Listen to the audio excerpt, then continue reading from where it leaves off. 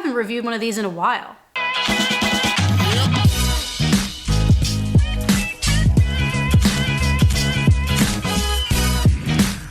Good morning, YouTube.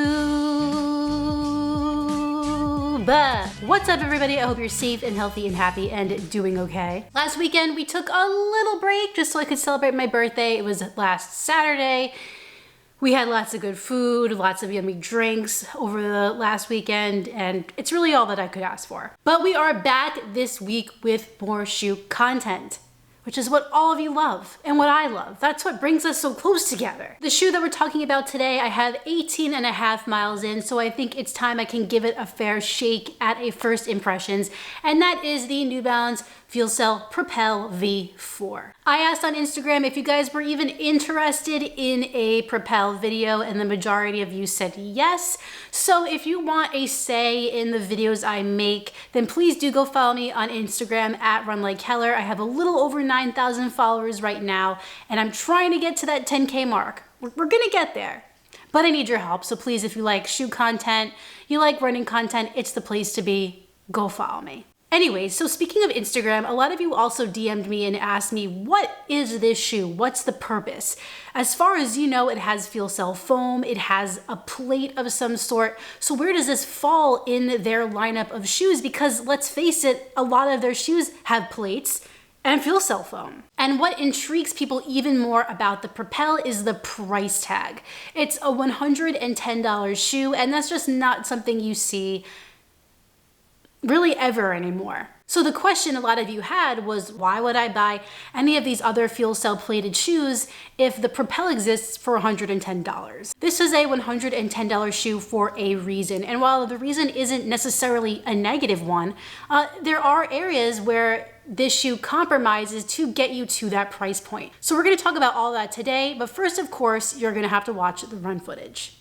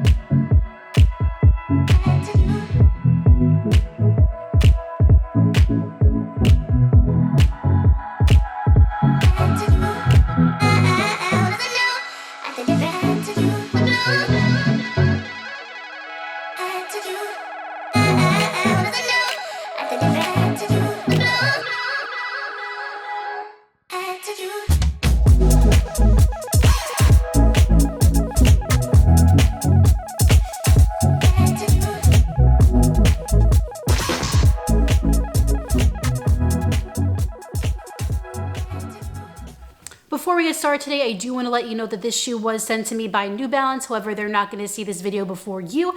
They can't tell me what to say, and all of my opinions are completely my own. Starting with the upper of the Propel V4, you have an engineered synthetic mesh. It's a pretty standard mesh, not anything major to report. I'd say it's average in terms of breathability. Heading to the midfoot, you don't have much as far as structure goes, but if you go to the back by the heel counter, it is a pretty sturdy one. Now back to what I said about this shoe being $110 for a reason. I'd say in the upper, that just comes with the materials they use. They don't feel very premium. They weren't giving you anything extra here. The tongue isn't gusseted, the lacing system is pretty standard, but there is a nice amount of padding around the ankle collar, and overall the upper, despite maybe them using less expensive materials, is pretty comfortable. Turning the Propel over this way, I do feel like I have a nice amount of room in the midfoot and in the forefoot as well. In fact, it feels like the forefoot opens up a bit, so my toes have even more room to breathe and do their thing. But regardless of quality, the material used here in the upper didn't give me any hot spots, irritation, or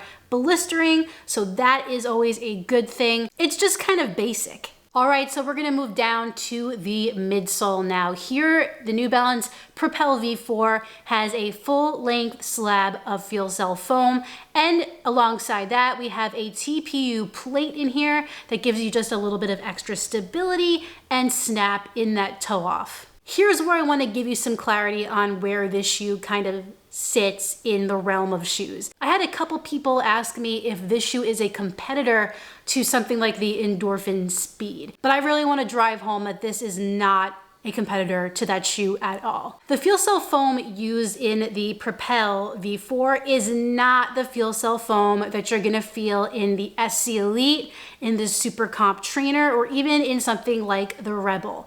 This is a lot more standard. It's just basically feels like your average EVA foam. And while there are some benefits to this TPU plate, I definitely feel like it gives the shoe a little more stability and a little pop. It is in no way similar to the sensation that you feel in something like the Endorphin Speed line. Lacing it up, taking it out on a run feels pretty average. I'd say that this feels just like every other very standard daily trainer that I have felt before, with the exception that I do have a nice amount of room in the toe box, and the foam has a little bit of give and pop from that plate here and there, especially when I want to pick up the pace a little bit. Typically, I do like a little more cushioning under my foot, but I gotta say, I've run 8-mile runs in this shoe, and I wasn't really begging for more cushioning at the end of my run. It was a pretty standard workhorse that got the job done. Did it get the job done very excitingly? Excitingly? I think that's a word. Not particularly, no, but still got the job done. I could see myself using this for training for my just average daily runs, 6-8 miles, something like that, where I'm not super into my pace. I just kind of want to put it on cruise control. I think this shoe can do that. You want to pick it up a little bit, this shoe can do that too. Really, I think it's good for everything, but I don't think it's great for anything in particular, if that makes sense. For those of you who have a huge shoe collection, you could probably do without the Propel V4. I don't think if you have 6-7 shoes, I know you're out there, that you're really gonna be seeking this out. But if you're somebody who's just getting into the running game and maybe you've been running in like a gym shoe or something like that, and you wanna get your first pair of running shoes, maybe you're not sure if you're gonna stick with it, something like that, then the Propel V4 is actually like the best choice. Other runners I could see enjoying this are the people who just don't want a ton of bells and whistles in their shoes. They just want a standard running shoe that works. So overall, my experience with the Propel V4's midsole was pleasant. I liked it. I don't love it. It didn't wow me, but for 110 bucks, surely this'll do. Turning this shoe over, you have a decent amount of rubber there in the forefoot, and you have some in the heel as well. I think this is pretty standard rubber. I don't think that New Balance put some special rubber into this shoe because, again, trying to save you money. But for whatever this type of rubber is, it gets the job done completely fine. It grips onto the pavement. I had no problems with traction in this shoe whatsoever. It's actually seeming to hold up really well, and even the exposed Fuelcell foam here is holding up good as well. No excessive fraying or anything like that. Oh yeah, and here's the plate. Now on to price. I've said it 100 times in this video, but on runningwarehouse.com, the New Balance Fuelcell Propel V4 is $109.95, $110 basically. Again, I think for what the price tag is, I think this shoe is a really good option. If you're on a budget, looking for your first pair of running shoes, looking to buy a pair of running shoes for somebody who just got into running, all those kinds of things, or you just want a basic running shoe. If you're interested in picking up your own pair, I will put a link in the description of this video. Just click that link and you can pick up your own pair. Keep in mind it is an affiliate link with Running Warehouse, however it doesn't mean much for you. It just helps out my channel so I can keep on making these videos. I'm gonna keep running this. I wanna get it to 50 miles to see how it holds up, especially because it is a lower budget shoe. And yeah, I like it. I'm into it. I dig it. Is it my favorite shoe ever? No, but it's not my least favorite shoe ever. And in fact, there are many other shoes that are much more expensive than this that I really don't like. So don't scoff at the price tag and chalk this up to a cheap, poorly made shoe, because it's not any of that at all. And I wish more shoes were the price tag of $110. Thank you for coming to my TED Talk. Well, everyone, that concludes my first impressions of the New Balance Fuelcell Propel V4. If you enjoyed this video, please like it down below and subscribe. And when you're done with all that, hit the notifications bell so you can find out every time I upload a new video. Have you tried the Fuelcell Propel V4? Do you like it? Comment down below. Tell me why or why not. I have another video for you next week, but in the meantime, get out there, get on the grind, and don't forget to run like heller. See you next time.